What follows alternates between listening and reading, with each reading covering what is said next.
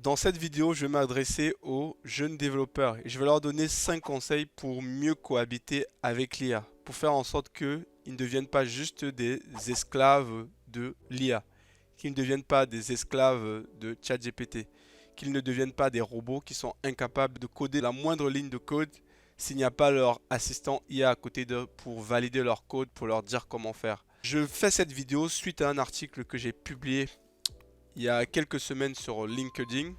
Donc en général, je publie une fois par semaine sur LinkedIn, principalement le dimanche. Et j'avais fait un gros coup de gueule sur le travail des jeunes développeurs que j'ai côtoyés, que j'ai rencontrés au cours des 12 derniers mois. Que ce soit dans le cadre de mon entreprise ou dans le cadre de mes activités de conseil.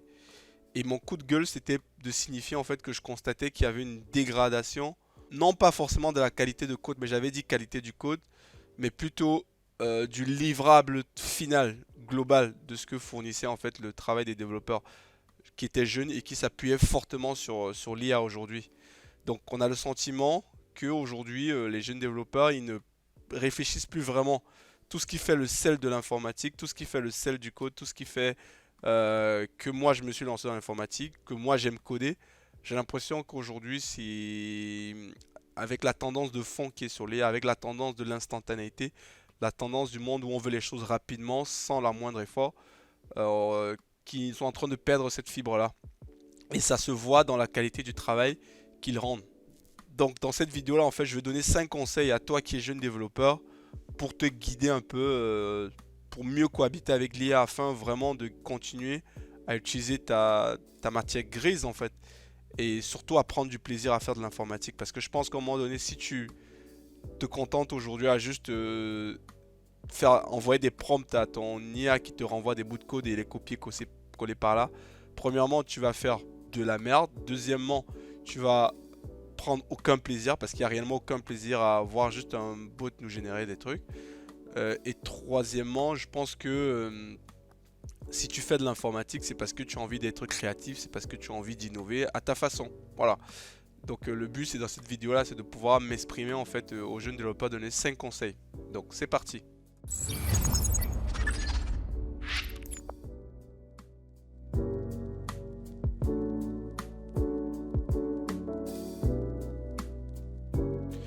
Le premier conseil que je vais te donner toi en tant que jeune développeur, c'est de comprendre avant d'écrire. Je précise que voilà, je me base sur mes 10-15 années d'expérience dans l'informatique et pratiquement j'ai fait tous les métiers de l'informatique, que ce soit du code, de l'infra, du système, de l'op, etc. Donc je pense qu'aujourd'hui, en tant que jeune développeur, il y a une tendance de fond qui est en train de disparaître, c'est que les gens ne prennent plus le temps de réellement comprendre avant d'écrire, de se poser les bonnes questions, se poser la question de se dire pourquoi je fais ça, quelle est l'importance, quel est le besoin métier. Cette feature qu'on me demande de coder, ça s'intègre dans quelle feature globale, dans quelle organisation globale.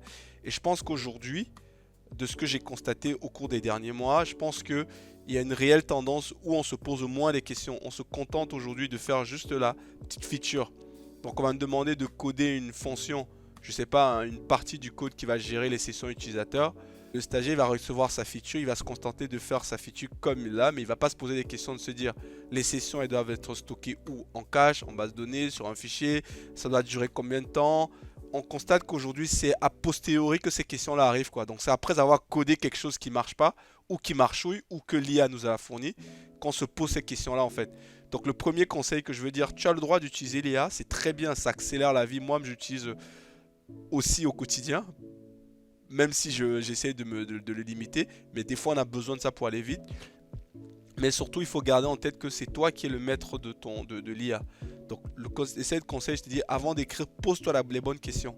Demande quoi, dans quel contexte en fait la feature que je veux développer s'intègre. Mon conseil numéro 2, c'est quand tu décides de passer par l'IA parce que tu veux aller vite, parce que ton manager ou ton responsable te demande de livrer vite la feature et que tu as envie d'aller vite, c'est bien tu peux passer par l'IA, mais pose-toi la question de te dire, essaye de comprendre le code qu'il te génère. Et en plus, ce qui est formidable, c'est qu'aujourd'hui, les prompts là, ils te proposent de pouvoir commenter le code. Le code qu'il te génère, il y a une fonction que tu comprends pas, un élément que tu comprends pas, bah essaye de comprendre, demande même à l'IA de t'expliquer ce code-là, au pire. J'ai constaté aussi, voilà, je le dis parce qu'on a constaté, j'ai constaté que parfois on avait du code qui était, applicatif qu'on avait, qui était géré par des stagiaires. Parfois ils comprenaient même pas ce que ça faisait. Donc ils avaient des fonctions qui est là, et tu lui poses la question, mais pourquoi ça a été fait comme ça? Bah il ne sait pas trop en fait. Et quand toi avec le peu d'expérience que tu as, quand tu regardes un peu le code, tu te rends compte en fait que c'est alambiqué, tu ne comprends pas trop pourquoi c'est fait comme ça, et quand tu demandes pourquoi c'est fait, il n'est pas capable de te répondre. Parce qu'en général, c'est des bouts de code qui ont été générés par-ci par-là, sans réelle compréhension. Et je pense que c'est une erreur que tu fais de prendre juste du code sans essayer de comprendre. Donc, quand tu vas décider de prendre un code qui est généré par un prompt, par un IA, essaye quand même de comprendre, de te poser les bonnes questions avant de l'intégrer et de l'utiliser. Voilà. Donc ça c'est le conseil numéro 2. Et c'est aussi valable aussi pour des codes que tu peux trouver sur Stack Overflow ou bien sur Google, etc. Mais j'ai l'impression qu'avec la tendance IA, le fait d'avoir la réponse entre guillemets facilement, on fait trop confiance en l'IA, on se pose plus les bonnes questions. Donc toi en tant que jeune développeur, adopte le réflexe de te dire que l'IA me génère quelque chose, mais je vais me poser la question de savoir c'est quoi l'importance en fait. C'est quoi, qu'est-ce qu'il me dit, essayer de comprendre ce que ça fait. Donc ça c'est mon conseil numéro 2. Donc le conseil numéro 3, essaye de comprendre les bases du métier. Aujourd'hui, je suis un peu choqué quand je vois tous les gens sur l'informatique. Ils disent que ah non, moi je suis développeur. Ah, moi je suis développeur que front. Je suis développeur que back. Et même si je suis développeur back, je suis développeur que back Python. Je suis développeur que back Java. Et moi je trouve que c'est un peu. C'est tellement réducteur quoi. L'informatique est tellement large.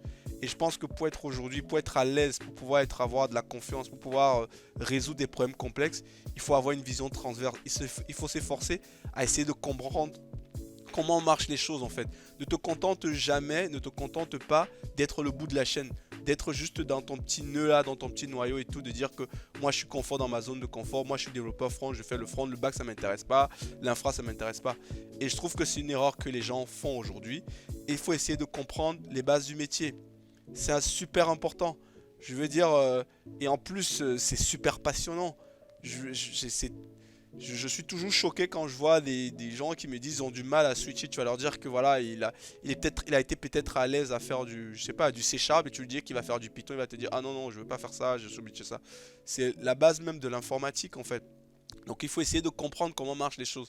Ça a plusieurs avantages parce que de un, ça va te donner une culture globale sur comment marchent réellement les choses. Deuxièmement, tu seras plus à l'aise de mesurer les impacts de ce que tu fais parce que tu sais comment marchent un peu les couches en arrière. Et troisièmement, c'est quand même passionnant en fait de se dire que je suis capable de comprendre le front, l'infra, le DevOps, enfin le DevOps, comment on déploie, comment marche un serveur Linux et tout. Enfin, il y a tout ça à apprendre quoi. Donc juste se cloisonner à sa petite bulle, je trouve que c'est une erreur. Donc en tant que jeune développeur, essaye de t'efforcer de connaître un maximum de choses quoi, d'avoir une sorte, ce qu'on appelle une culture, une culture globale de l'informatique. Arrête de te mettre dans une case toi-même, quoi, de dire que tu es développeur front, développeur back. Mais non, on s'en fout, tu es informaticien, c'est informaticien. Bien sûr, tu peux pas être expert de tout, ça c'est pas la question. Mais essayer au moins de comprendre quand l'occasion se présente, comment marchent les choses, ça peut être super intéressant. Et je pense que c'est un super conseil, toi en tant que jeune dev, d'essayer de comprendre comment marchent les choses de manière globale. Dans le point numéro 4, c'est tester son code. Tester son code, à défaut de faire des tests unitaires, parce qu'on n'a pas toujours le temps de faire les tests unitaires, on n'a pas toujours le temps de pouvoir mettre plus de temps à coder une test unitaire qui prend plus de temps que la fonction en elle-même. Ça je comprends tout à fait, mais à défaut il faut au moins se prendre le temps de pouvoir tester sa feature. Quand tu as développé une fonction qui fait un upload de fichiers, bah, teste que l'upload se passe bien. Quand tu as travaillé sur un CRUD, vérifie que tous tes CRUD marchent bien en fait. Ne te contente pas juste de faire des tests basiques de coder sans tester. Et combien d'erreurs en fait moi je rencontre dans les livrables que j'ai eu des jeunes développeurs ou des stagiaires alternants, dans lequel en fait ils n'avaient pas testé. Le truc était tout con, l'erreur était évidente, mais comme ça n'a pas été testé, on se retrouve avec à perdre du temps à essayer de comprendre ça. Donc je pense que c'est super important de prendre le temps de tester son code. C'est super important. Donc toi en tant que jeune développeur, prends le temps de tester ton code de manière unitaire. Comme ça tu es capable d'affirmer quand tu dis que ça marche pas, tu dis si ça marche, j'ai testé. Même si après tu t'es trompé, mais au moins tu auras testé quoi. Donc c'est super important de pouvoir tester son code. Enfin, le point numéro 5, je vais terminer par là, c'est développer ta créativité. Donc, ne deviens pas aujourd'hui un sergent de l'IA en fait. Faut pas devenir ça. Ne deviens pas un robot qui est incapable de travailler s'il n'y a plus d'IA, s'il n'y a plus d'internet. Je me souviens quand je commençais l'informatique, on codait sur du bloc-notes. Il n'y avait pas de problème. Tu travaillais sur Vime voilà, pour gérer tes fichiers, même pour certains codems avec Vime. Il n'y avait pas tous ces outils-là. Aujourd'hui, c'est beaucoup plus simple et ce fait qu'il y a une tendance à devenir un peu un robot, à faire vachement confiance, à ne plus réellement se poser des questions, à laisser l'IA réfléchir pour nous. Et je trouve que c'est une erreur en fait. C'est une grosse erreur dans la mesure où en fait, en tant que codeur, tu es dans un métier créatif. Tu es dans un métier qui demande des fois à réfléchir un peu, à crever des complexes. Si tu t'appuies seulement sur l'IA, c'est quoi ta plus-value au final? Et sache que l'IA ne pourra jamais avoir tout le contexte que tu as. À défaut, si tu fais des prompts qui ont 100 lignes, quoi. Voilà. Mais je pense que tu n'as pas forcément le temps à jouer la secrétaire, à tout le temps mettre tous les paramètres à ton IA. Plutôt que de perdre le temps à faire ça, focus-toi à te poser des bonnes questions. À te dire, voilà, à réfléchir un peu, à développer sa créativité. Et je trouve que c'est quelque chose qui est en train de progressivement disparaître, quoi. Et c'est une tendance de fond que j'ai remarqué au cours de ces derniers mois. Et je souhaitais partager ça. D'ailleurs, le post sur LinkedIn a fait un énorme carton. C'est le premier post que je fais avec autant de réactions, mais c'est pas ça le but en fait. C'est pas le but d'avoir plein de trucs. Donc, je tenais donc à mettre ça en vidéo. Donc, et aussi, je vais terminer. Souviens-toi que l'IA, c'est juste un assistant, comme je l'ai dit dans le post en fait. C'est juste un assistant.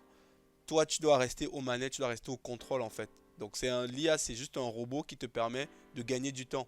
Mais en aucun cas ça ne doit te remplacer et il ne pourra pas te remplacer parce qu'il n'aura jamais tout le contexte, il n'aura jamais tous les éléments structurants et tout ce qu'il y a autour en fait de ta feature, ton truc que tu as développé quoi. Voilà.